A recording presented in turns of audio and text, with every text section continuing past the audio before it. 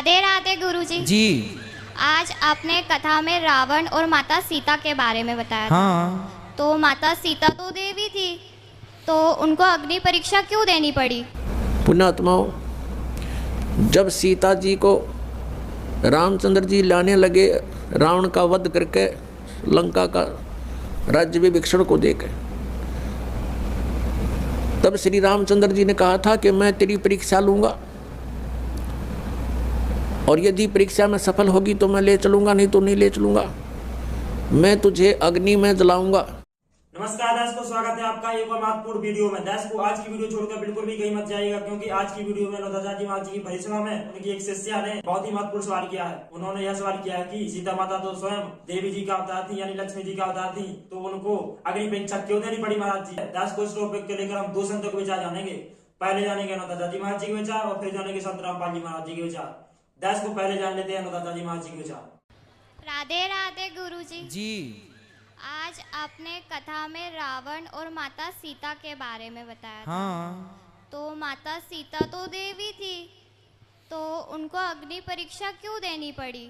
बेटा वो अग्नि परीक्षा नहीं थी। रावण ने सीता माँ को चुराया। बताओ, असली सीता माँ को चुराया था कि नकली सीता माँ को चुराया था? नकली। हाँ? नकली। माइक पास में लो। नकली सीता माँ को चुराया। तो असली कहाँ थी उस समय? वो पता नहीं। नहीं पता? चलो अब हम बता रहे हैं। रावण ने जिन सीता माँ को चुराया वो नकली सीता थी। वो सीता का नाम था वेदवती। असली सीता उस समय अग्नि में प्रवेश कर रही थी। ये बात रामचरितमानस में लिखी है। असली सीता का प्रवेश कहाँ हो गया? बोलो, माइक पास में लो। असली अग्नि में। हाँ, और नकली सीता को रावण लेके चला गया। तो जब रावण मरा तो राम जी ने नकली सीता को जहां से आई वहां भेजा, और असली सीता कहाँ थी? अग्नि में। तो अग्नि से वापसी ली। वो परीक्षा नहीं थी, वो सीता मैया की वापसी थी। अग्नि में थी ना, तो वापस ले ली। पढ़ो शास्त्रों को बेटा, समझो। भगवान को परीक्षा लेने की जरूरत नहीं है, और वो भी जगदम्बा की। क्या भगवान नहीं जानते कि ये सीता कैसी हैं?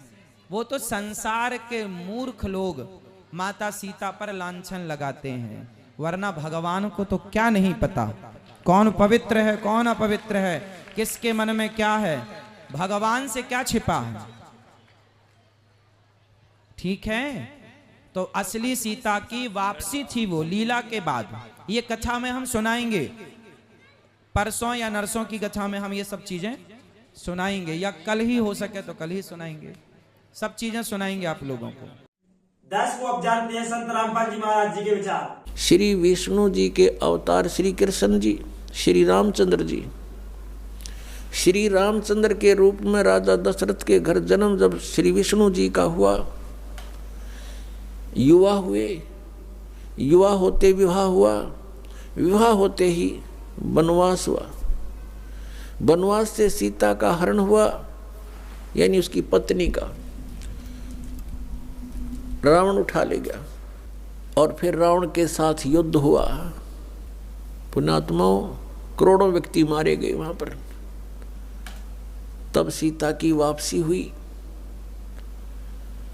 वापसी आने पर बड़ी खुशी बनाई, नगरी में दीप जलाए गए घी के। सीता के वापस, श्री राम के वापस आने पर, सीता लौटा लाने पर, और कुछ दिनों के बाद सीता जी का निष्कासन कर दिया श्री रामचंद्र जी ने स्वयं ही। किस बात पर के एक धोबी ने व्यंग कस दिया। वो अपनी पत्नी को धमका रहा था रात्रि के समय। वो किसी उस आपस में कहा सुनी होने से उस धोबी की पत्नी घर से बाहर चली गई थी कहीं अपने रिश्तेदारी में। फिर वो वापस लेकर आया तो उसको धमका रहा था कि मैं तुझे घर नहीं रखूंगा, तू 3 दिन कहाँ रही? मैं दशरथ के पुत्र जैसा नहीं हूं जो वहां पर 12 वर्ष तक रावण के पास रही, उसको फिर घर ले आया। उधर से श्री रामचंद्र जी राजा थे अयोध्या के। पहले राजा लोग अपनी प्रजा के दुख सुखों को स्वयं ही जाना करते थे, रात्रि के अंदर वेश बदल कर घूमा करते थे। ये बात जब देखा कि किस घर में की आवाज आ रही है, वहां खड़ा होकर सुना, तब उसने सुनने को मिला कि मैं उस राजा दशरथ के पुत्र रामचंद्र जैसा नहीं हूं जो रावण के पास उसकी पत्नी रही और उसको घर में रखे हुए है, तो सुबह निकल जाना यहाँ से। इस बात को सुनकर ही श्री रामचंद्र जी ने सीता जी को निष्कासित कर दिया, निकाल दिया घर से, कि नगरी के लोग मेरे ऊपर व्यंग कस रहे हैं और मैं ये बात नहीं सुन सकता। पुण्यात्माओं, जब सीता जी को रामचंद्र जी लाने लगे रावण का वध करके, लंका का राज्य विभीषण को देकर, तब श्री रामचंद्र जी ने कहा था कि मैं तेरी परीक्षा लूंगा और यदि परीक्षा में सफल होगी तो मैं ले चलूंगा, नहीं तो नहीं ले चलूंगा। मैं तुझे अग्नि में जलाऊंगा, यदि तू अग्नि में जल गई तो समझूं तेरी कि तू कलंकित थी, तू रावण को समर्पित हो चुकी थी, और यदि अग्नि में तू नहीं जली तो मैं निष्कलंक जानूंगा, तब तुझे ले चलूंगा। ऐसा ही किया गया, सीता को अग्नि में बैठा दिया और हजारों की संख्या में दर्शक थे, सीता जी नहीं जली और सब ने कहा कि भगवान निष्कलंक है, माई निष्कलंक है। और इतनी कठोर परीक्षा लेकर के वापस अपने घर लाया था और फिर एक व्यक्ति के कहने से श्री रामचंद्र जी ने उसको निकाल दिया, अपनी पत्नी को। तो कहाँ गई वो उसका अपना जजमेंट? तो ऐसे ये राजा के योग्य भी नहीं थे ये लोग, और हम इनको भगवान मान रहे थे। एक गर्भवती औरत को अपनी को घर से बाहर निकाल देता है, कहीं मरो कहीं जाओ, कोई बात थी? या फिर परीक्षा लेने की क्या जरूरत थी? और क्यों इतनी दुनिया मरवाई, फिर छोड़ देता रहे, रावण के पास ही रहती हो। पुण्यात्माओं, यहाँ का राजा काल भगवान है और ये नहीं चाहता कि यहाँ के प्राणियों को परमात्मा का पता लग जाए, जिस कारण से इसने इनको भगवान सिद्ध करवा रखा था अपने नकली दूतों के माध्यम से। और फिर क्या होता है लास्ट में, श्री रामचंद्र जी ने अश्वमेघ यज्ञ घोड़ा छोड़ दिया कि पूरी पृथ्वी पर शासन प्राप्त करने के लिए कि इस घोड़े को जो पकड़ेगा वो युद्ध करे मेरे साथ।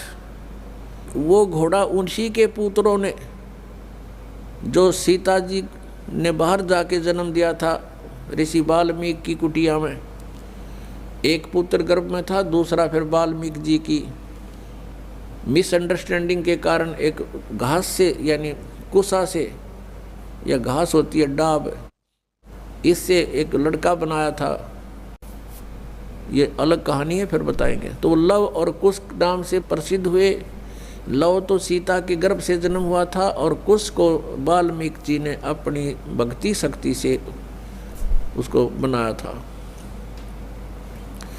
लव और कुश युवा थे, उन्होंने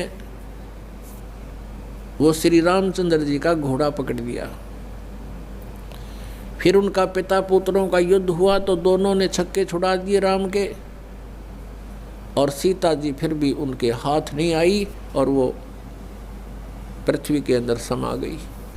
और श्री रामचंद्र जी ने आकर के सरयू नदी के अंदर, अयोध्या के साथ से बह रही एक सरयू दरिया, उसमें जल समाधि ले ली इसी दुख में। अब श्री कृष्ण जी का इतिहास देख लो। श्री विष्णु जी अवतार, श्री कृष्ण जी श्री राम वाली, श्री रामचंद्र जी के जीवन वाला भोग भोग के वो प्राणी श्री कृष्ण रूप में फिर जन्म हुआ। सारा जीवन दुखी रहा श्री कृष्ण, सारा जीवन जेल में जन्म हुआ, माता पिता कैद में, कभी मामा शत्रु हो गया, कभी पूतना मारने जा रही है, कभी केसी, कभी चाणौर शत्रु हो गया, कभी जरासेंग लड़ने को आ रहा है, कभी शिशुपाल से युद्ध हो रहा है, कवासुनी हो रही है, और कभी फिर काल्यवन आ रहा है। इस दुख में श्री कृष्ण जी ने मथुरा का त्याग कर दिया और ऐसे स्थान पर रहने लगे जहाँ कोई ना पहुँच सके। समझदार व्यक्ति यही सोचते हैं, राड़ से बाढ़ अच्छी होती है, झगड़े से बचाव अच्छा होता है। श्री कृष्ण जी उन सबको भी मार सकते थे, क्योंकि वो त्रिलोक के में एक विभागीय मंत्री है, एक विशेष शक्ति होती है प्राणी में, वो उनके अंदर शक्ति थी। लेकिन यही सोचा था कि किस किस ने मारूं, या तो सबकी बुद्धि भ्रष्ट। तो श्री कृष्ण जी ने द्वारका बनाई।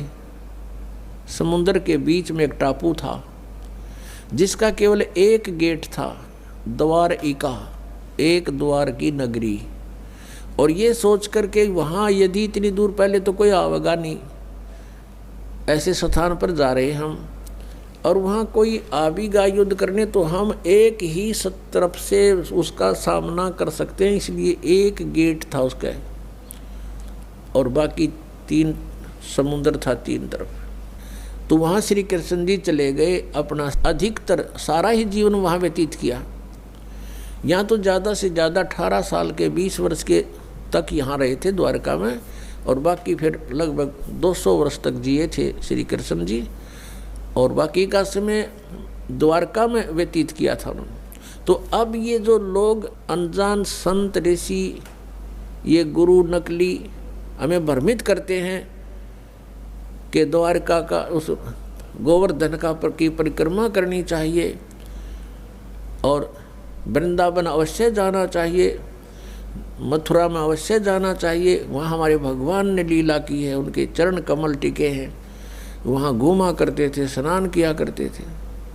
अरे श्री कृष्ण जी यहाँ तक 20 वर्ष रहे थे मथुरा में, बाकी 180 साल तो वहाँ रहे हैं द्वारका में, और वहाँ का नामो निशान मिट गया उस द्वारका को।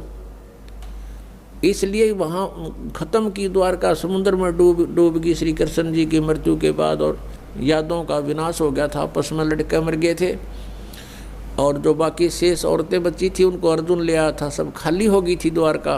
उसके बाद वो समुद्र ने डबो दी थी, अंदर चली गई।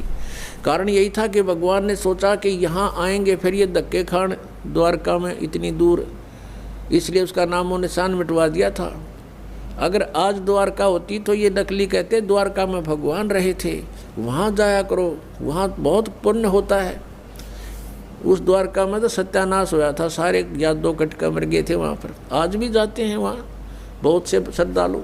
तो कहने का भाव ये है कि जब तक आत्मज्ञान बिना नर भटके, इस तत्व ज्ञान बिना नर भटके, कदे मथुरा कदे काशी।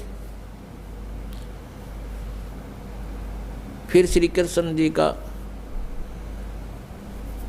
फिर कैसे अंत हुआ?